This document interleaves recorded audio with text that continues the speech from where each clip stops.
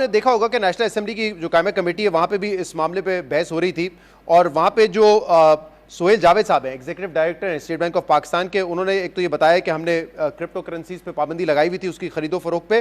फिर उन्होंने मिसाल दी जिसका आपने भी कहा, सेल्वाडोर एक वाहिद कंट्री है जिसमें वो कह रहे हैं कि क्रिप्ट लीगलाइज्ड है, और वो कह रहे हैं कि वहां पे भी इस पर रिव्यू कर रहे हैं कि क्या इसको ऐसे रहना चाहिए या फिर रिकंसिडर करें हम इस फैसले को। Is that true? देखिए जी, कल स्टेट बैंक की तरफ से एक सर्कुलर आ गया था जिसमें उन्होंने कहा है इट इज़ नॉट प्रोहिबिटेड या इलीगल। वो वर्चुअल एसेट्स एक हम रेगुलेटरी फ्रेमवर्क देख रहे हैं हम, तो there was a lot of confusion, but आप उनकी लेटेस्ट सर्कुलर देख लें जिसमें उन्होंने कह दिया कि ये कहीं पे भी इलीगल नहीं है।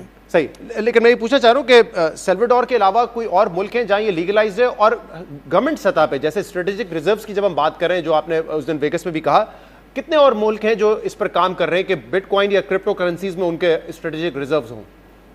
जी, यूएसए तो देखें, सबसे पहले तो यूएसए वो कहते हैं हमने crypto capital of the world बनाया, आते साथ प्रेसिडेंट अपने ये ऑर्डर साइन किया है। तो आई थिंक ओवर 55 कंट्रीज हैं जिनकी रेगुलेटरी रिजीम बन गई है। हम ये नहीं कह रहे कि आप बिटकॉइन को लीगल कर दें, हम कह रहे हैं कि एक फैटफ कंप्लाइंट रेगुलेटरी फ्रेमवर्क ले आएं, क्योंकि आपकी स्टॉक मार्केट पे आई थिंक 3 से 4 लाख रजिस्टर्ड यूजर्स हैं, बट पाकिस्तान के क्रिप्टो यूजर्स कोई 30 से 40 मिलियन है।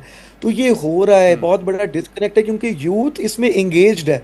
तो आप एक फ्रेमवर्क ले आए जिसमें चीज़ें मुल्क के लिए बेहतर है कि वो एक रेगुलेटरी फ्रेमवर्क के अंदर हो, सही। एक स्ट्रक्चर